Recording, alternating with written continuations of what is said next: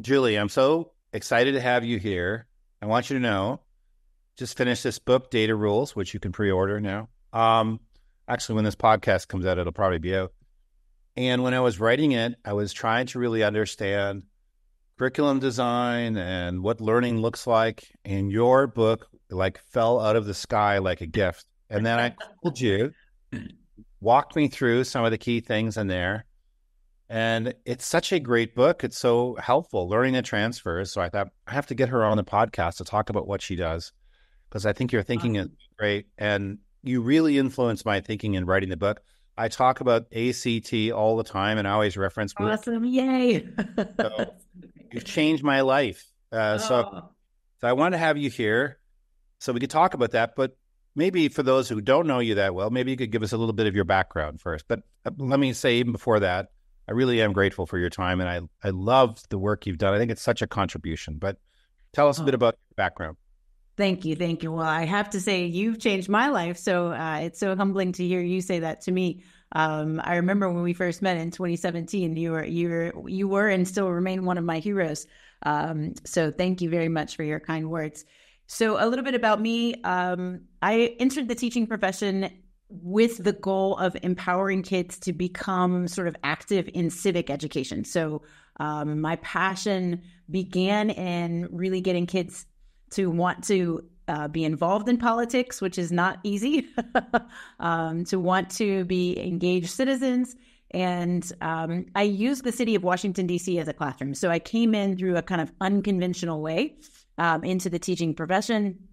And I was always thinking about how kids could use their learning to make the world a better place. And according to them, whatever they thought the better place should be. So that's how I began my career. And I became a director of curriculum and instruction for a K through 12, 6 through 12, grade 6 through 12 network of charter schools in Washington, D.C. And I was working with the math teachers and the PE teachers and all the different teachers on how they could use their content, their standards, to empower kids to make the world a better place, to become more civic minded. And so that's where I really got passionate about transfer, about how can students take that what it is that they're required to learn, but how can they use that in the world to make the world a better place. And so, coming across transfer of learning, which was not very well researched back then, has just been a passion of mine of how can kids apply their learning to new situations is essentially how I define transfer. So it sounds like, if you don't mind me just kind of paraphrasing, it sounds like for you, just for you, but the leverage point for making a difference is political action.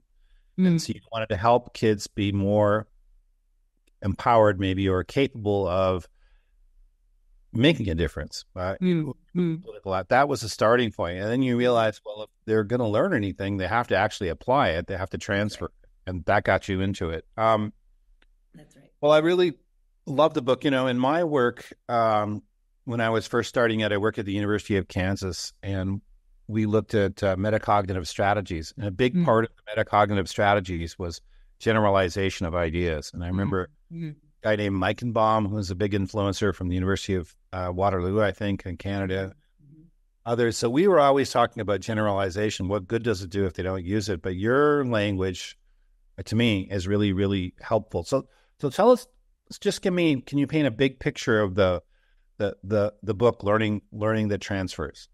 Sure.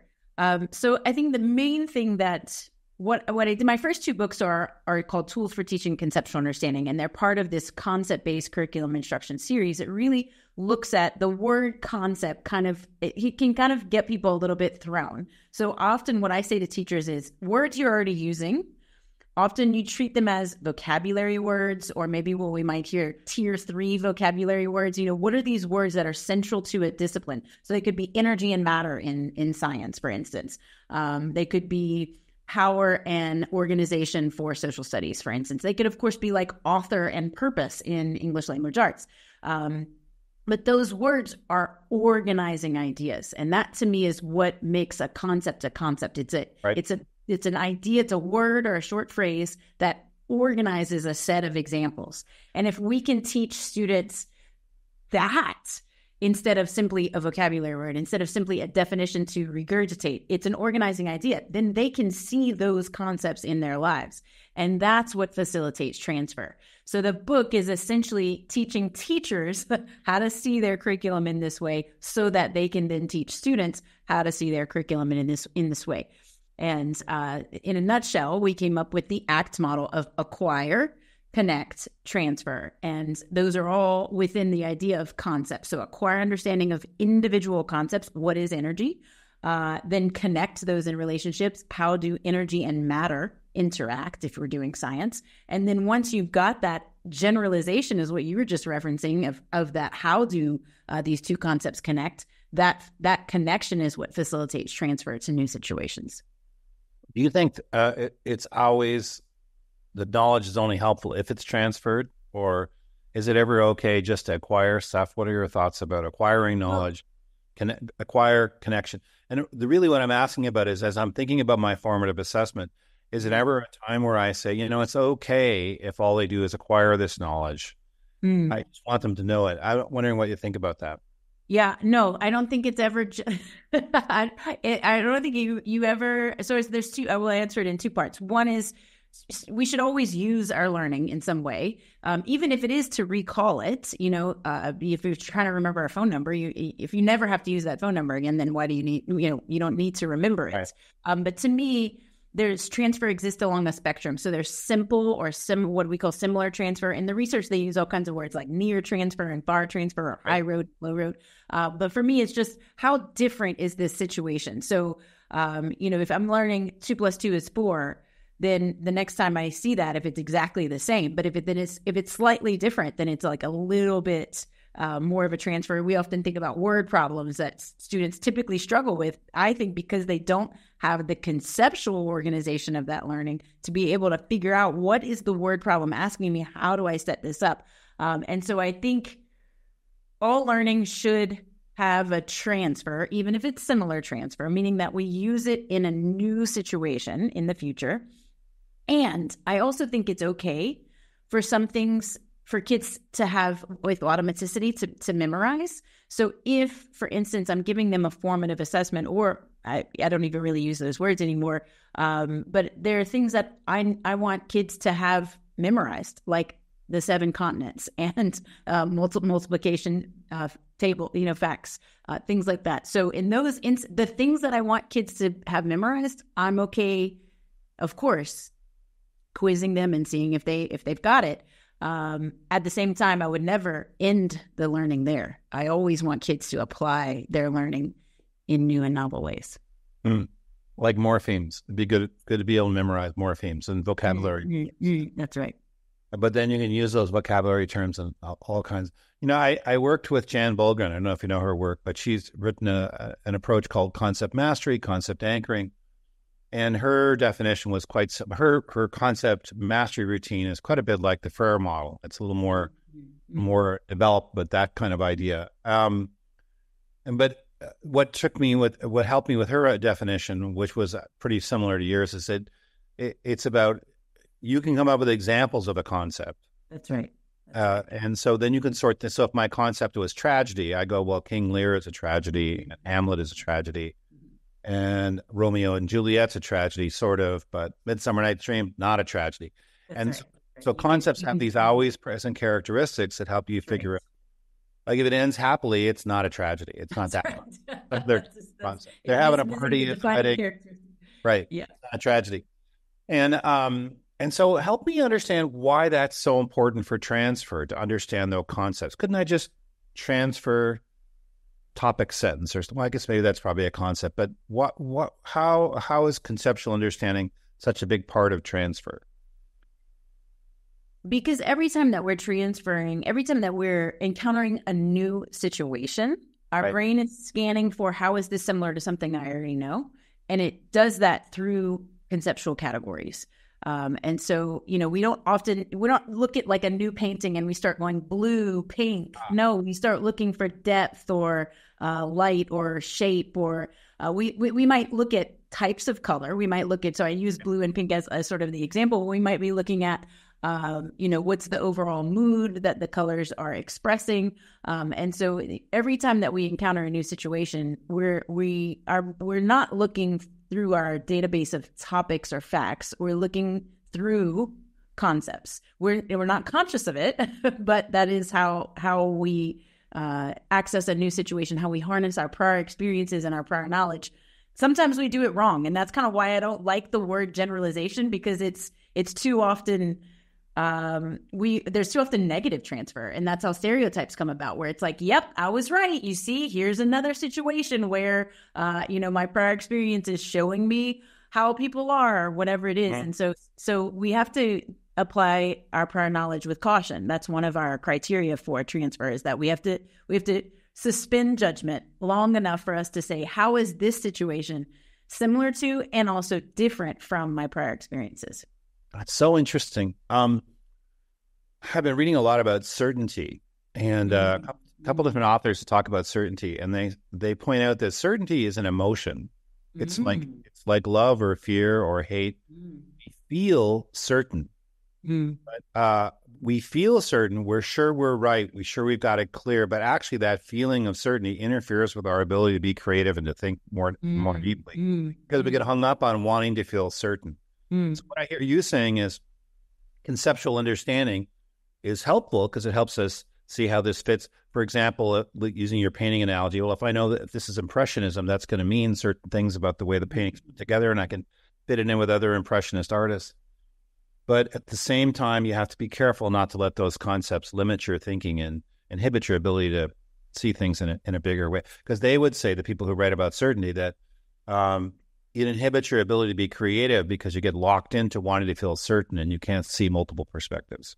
I love that. And actually what this author is doing that you're referencing is, to me, the real beauty, which is, it's almost like you use conceptual understanding, conceptual connections to like learn the rules of how things are typically in the world. And then you say to yourself, how can we rethink this? And that's what the best thinkers today are doing. Brene Brown says, people, I entered the research into vulnerability thinking it was the opposite of courage. And actually, once I got deep into the research, I found that vulnerability and courage are super intertwined. They're not opposites at all. They're actually like twins. They're best friends. And same with Adam Grant. I just read his book about hidden potential. And, whereas people often think failure is an obstacle to success, actually failure and discomfort in particular is the very fruit of success and realizing your potential. And so really, I love whenever people say these two concepts, how they interact is actually not how I think they interact, is actually not how they truly interact, which is what you're saying with the concept of certainty. Whereas people would say certainty and truth are synonyms. And it sounds like your author's saying, actually, certainty is not truth necessarily, or facts. Even truth, we could unpack that. What's the criteria there? But I love the idea of sort of suspending certainty in order to be creative. Right. That's but really there is a necessary prerequisite, though, is that I have to understand the concept. That's right. That's the acquire. And we often kind of skip over that. I'll never forget this. An instructional coach, a social studies instructional coach, told me that in order to prepare for like the provincial exam, this is in Canada, the teacher gave maybe grade 9 students this little passage that they had to interpret. And there's a simple question, because of the practice, a simple question like on a Google form was, which words in this little passage were confusing to you? And 25% of the kids said immigration. And the teacher was floored because they had done a whole unit on immigration. And I'm like, we were using that word. We assumed everybody knew that word. We talked about that word ad nauseum, but kids didn't get the critical attribute of what makes immigration. And so that's why our process, really emphasizes the Freyer model or some other way in which you can tell that every single child in your classroom has for themselves acquired understanding of that concept. So I know the understanding of the concept, And then in transferring, I might see how a richer understanding of the concept can grow by connecting it with others, and then first connecting, then transferring. That takes further along. And for the record, we're two immigrants talking to each other. I'm a Canadian living in United States, and you're American living in Brazil. I don't know if you're. That's right. I'd have to look up the concept of. I would be a migrant. I would be a migrant because that's a great point, because I'm not here permanently. I'm here temporarily and with intentions to go back home. So I'm a migrant, not an immigrant. But that's a great example of what's the critical attributes. Yeah, well, I am an immigrant. You're there for good. Yeah, probably can. I might go back a little bit, and as far as I know, I'm an immigrant. So put it that way. So, in light of all these ideas, why do you think it's important for people to rethink curriculum design? How does this all apply to curriculum design, and what's it mean for curriculum design?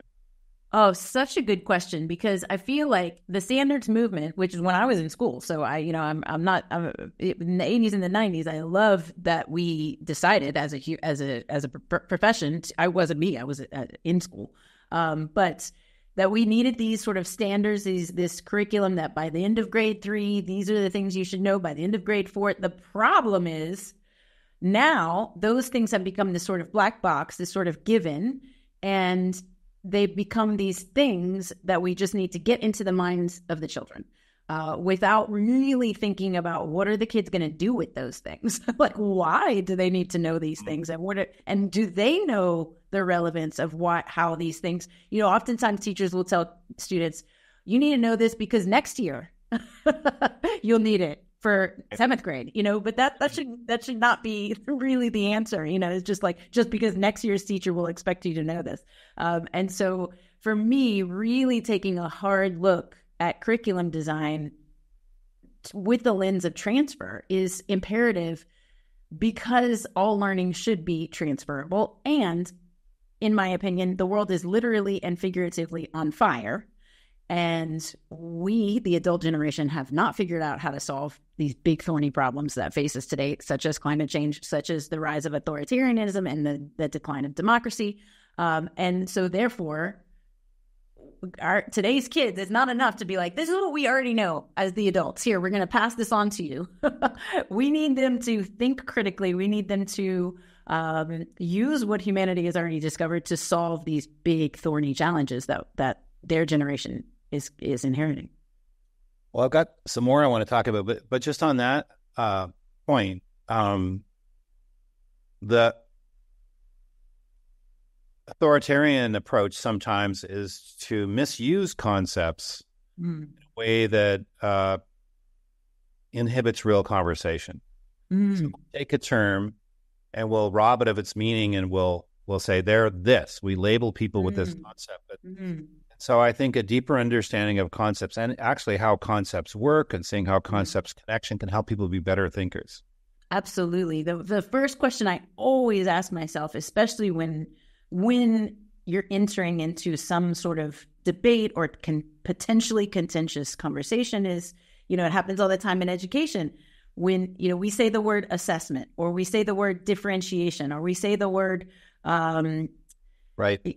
Like we just said, formative assessment. What is the critical attribute of that? What do we mean when we say character education, or, whatever it is? What's the critical attribute? Because often people, the conversation will break down because people have a different interpretation of what the critical attribute is of that word. What do we mean when we say this word? Yeah, it means whatever I want my idea to be. It becomes like differentiation. I should probably differentiate, so I'm going to say that, but differentiation has very clear components to it. Five major aspects of differentiation that need to be in place, things like learning environment and formative assessment and a flexible classroom. And so, yeah, I think that's so critical. And there's power in really understand. It is fun when you grasp a concept and you can see how it works. You go, oh, that's an example of this, or you could see how to use it. How can teachers use an awareness of your A.C.T, acquisition, connection, and transfer? How can that show up in the classroom beyond just curriculum design? Or maybe the curriculum design is the focus. Yeah, well, I mean, we often start, all of our workshops really with like interesting videos, often music videos, where we just ask the teacher crowd to say, what concepts do you see here? And first, what concepts do you see? And second, can you find concepts from your curriculum in this video?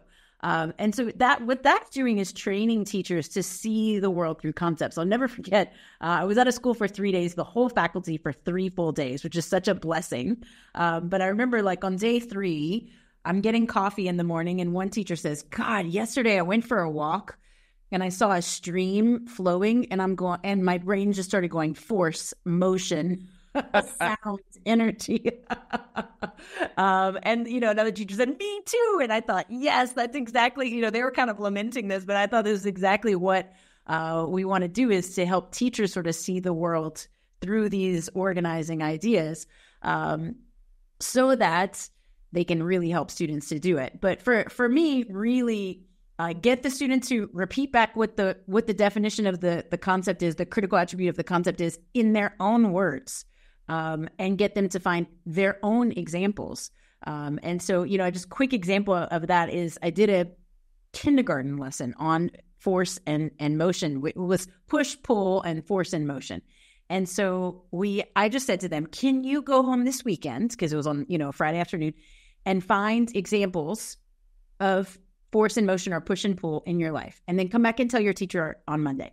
And the teacher sent me these videos of these 5-year-olds saying, I was on the trampoline and each time I bounced, that was the force, was throwing me up high into the air. Another kid said, my mom pressed the brake on the car and that was a force that was making the car stop. I mean, these 5-year-olds were seeing these concepts all in there. The teachers were, of course, elated because it was adorable. But that's like step one, is, can the students come up with their own examples? Can they see the concepts in their lives?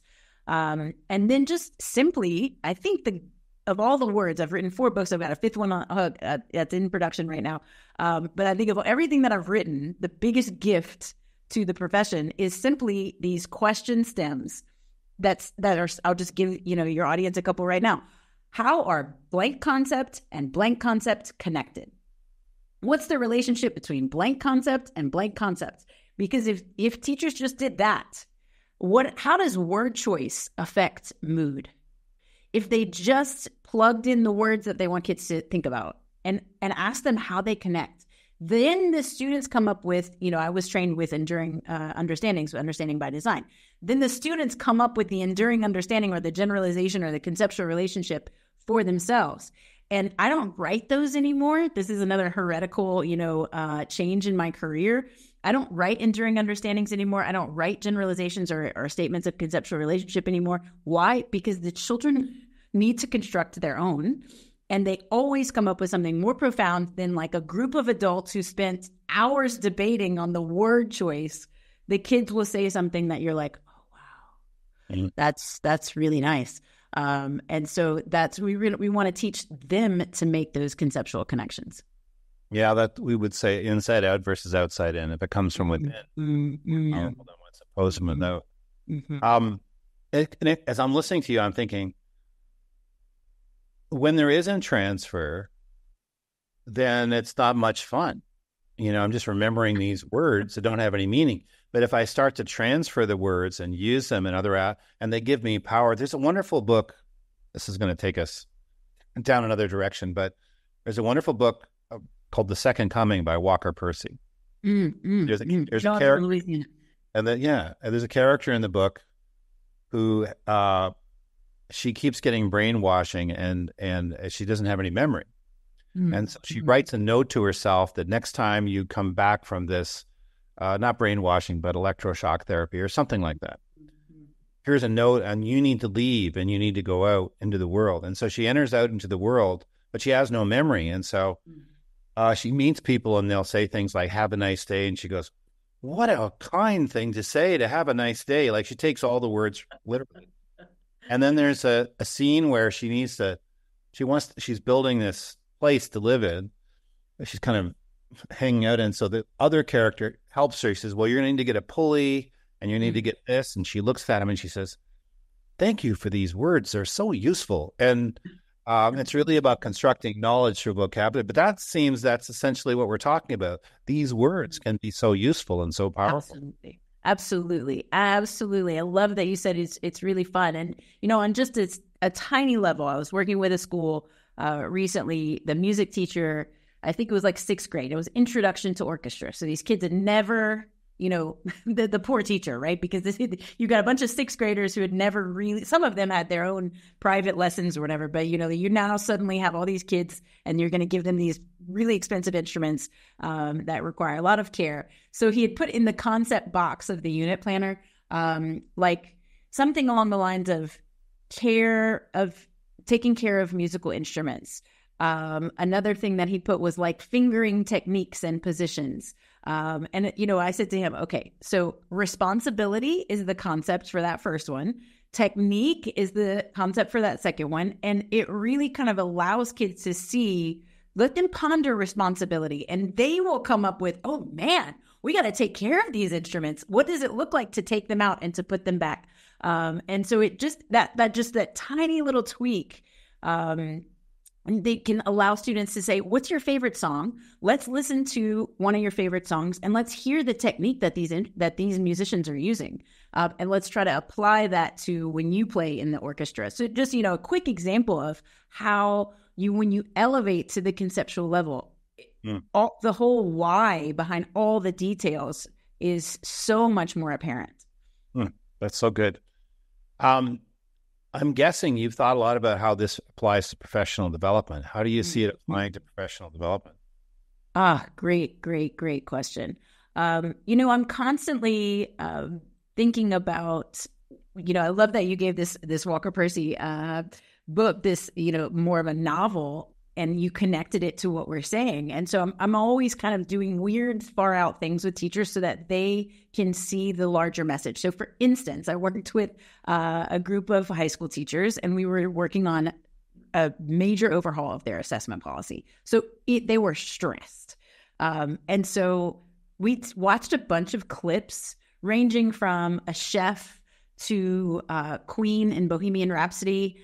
Basically, the theme was innovation and what are great innovators? What are some principles and generalizations we can take from great innovators? And so we just watched like 4 clips that were all about a minute and a half long to pull out these transferable ideas about innovation. And they did an incredible job, and it provided some laughter and, all the things that we know that are critical attributes to great professional learning. But it sort of trained them to say, okay, let's look at things way outside the profession that we can pull lessons from and apply it to the profession through conceptual transfer. We've been thinking about this a lot since I read your work, and I really think coaching is about transfer. So what I'm doing as a coach, we could go to a workshop in the summer on effective questioning, and I could sit there and take notes and say, that sounds like a great idea. And maybe I can say back, what are the different, this is an open question, this is a closed question, this is an opinion question. Or I could use Bloom's taxonomy or something. I can have the knowledge, but the coach is where the transfer happens, because the coach says, okay, only 4 of my kids are answering questions. Their questions are all low level. I really want high level questions coming from all my kids. Now let's look at the research on questioning and see how we can make it work. And the same thing happens with professional development for coaches. That's right. Not actually coaching. If they're not actually coaching, they're not going to learn and apply the knowledge. So to me, transfer stands at the heart of effective coaching for sure, as I look at. When I first started using hashtag learning transfer on social media, my sort of competition was really the like human resources in business community talking about learning transfer of a workshop that salesmen would go to, for instance, right, so that they could transfer it to the sales floor. They go to a training and they transfer it. So learning transfer, sometimes if you Google it, a lot of the research is around adults being able to attend a professional learning situation and then use it on the job.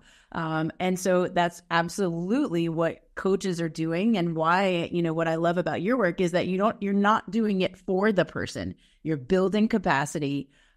You're asking a lot of questions so that they, similar to what we're saying about kids constructing their own knowledge, so that the coachee is kind of coming up with their own answers to their problems. Right, right. Very much. We would say you create the conditions where that can happen by first off getting clear on something you want to see different with your students. Then you get clear on what you want to see different for your students. And then you say, well, let's look at the literature and see what we can do here to help us do that. So we don't start with a strategy and put it in the classroom. We start with a change in kids. What's the change I want to see? Oh, now I have this situation. How can I use it? And so then, and I think this is a theory not proven, but I would say the transfer is much deeper when you start with an emotionally compelling goal, something you really want to accomplish. That would be my, well, the research might exist, but I don't know if it does or not. How can coaches use all of this knowledge? That's a great question. I mean, right. If teachers, we do a lot of entry points, like not, sometimes schools will hire us because they say, we want to increase engagement among our students. Right. They don't necessarily say, like, I like that you say, what's the goal? It might not necessarily be to boost transfer, but a lot of schools will say we want to boost relevance. We want to boost student motivation, student engagement. And so I think for coaches really kind of seeing that this could be a solution depending on, what the teachers might name, without having teachers say, I want to do conceptual transfer. I want, my kids to transfer their learning, because it's not really a word that's really in the water just yet. It's more, it's getting there, but I don't, I often hear personalized learning or authentic learning, things of that nature. So I think for coaches to see that this is a solution to those things, that if a teacher says, I want to boost the engagement in my classroom, and then to start using the ACT model. And we've got tons of stuff. Our companion website is learningthattransfers.com. Chapter 8 is all the instructional strategies. So when I do sessions with coaches, we go straight there just so that they're familiar with what are all the strategies for, not all, but the ones that we put in the book. There are more than that, but the potential strategies that we have for acquire, the potential strategies that we have for connect, like those sentence stems, and the potential strategies for transfer, and really kind of helping teachers to select one or two to try. What we do with schools is just say, hey, look, try this out and let's see how it goes. We'll revisit. It almost always works beautifully. Occasionally it doesn't, and, as you know, and we go from there. Well, I think, and the way I've written about this is that the A.C.T. ACT is a helpful set of questions to ask. Are we only concerned here about acquisition or connection or transfer?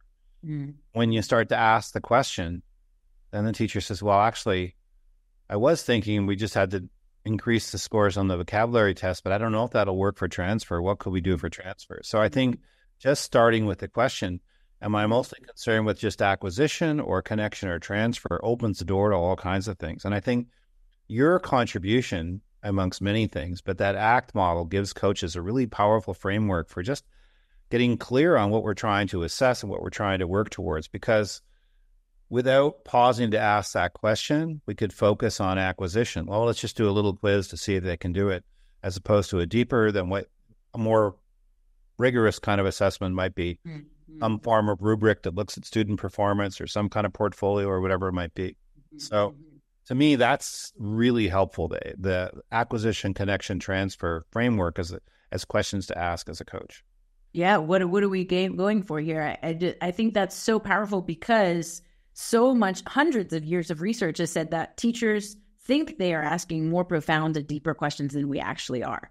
And I often tell this to teachers because it's been done in Australia. It's been done in like so many different settings, so many different countries, that we think we're asking these really deep level questions.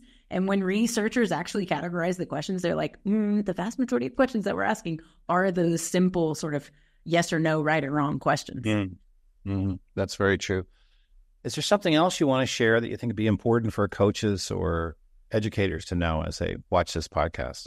I think I would be remiss if I didn't say that educators need to take care of themselves first, and sort of honor where they are in this whole journey. I often say to leaders and to teachers is that it's a balance of continuous improvement and our own well-being.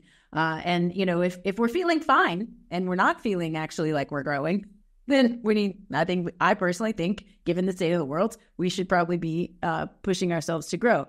And so at the same time, I think if teachers are super overwhelmed, just to make small tweaks to really, I think that this has the potential to save the teaching profession, because if we can teach kids to do this pattern recognition, if we can teach kids to see the connections that they make, they start to say, what we're doing in May is just like what we were doing in November. And teachers tell me all the time, wow, I've never had students bring up past content like they do now. I've never had students connect things from science class to math class and back and forth. And so I think, really, when teachers start playing with this, it brings the joy back to the profession, those aha moments, those light bulb moments that students have. That was really the reason why most of us joined the profession, come back to life. Well, not to exaggerate, but I think your work really helped us better understand coaching, what coaches do, and your work helped us better understand what effective learning looks like in the classroom or in life. And then I think your ideas, helping people be better learners, has the potential to be a great contribution, because we'll have better thinkers out there shaping what happens in the world. So I'm super grateful for all you're doing. You, like I said, you changed my life. Thank you. I'm so grateful for the work you've done. I think where you are, just understanding conceptual teaching and concepts, that's a hard concept to get. It is hard kind of thinking to do, and then but I think you make it accessible, and I'm so grateful for the work you've done. So thank you so much, Julie.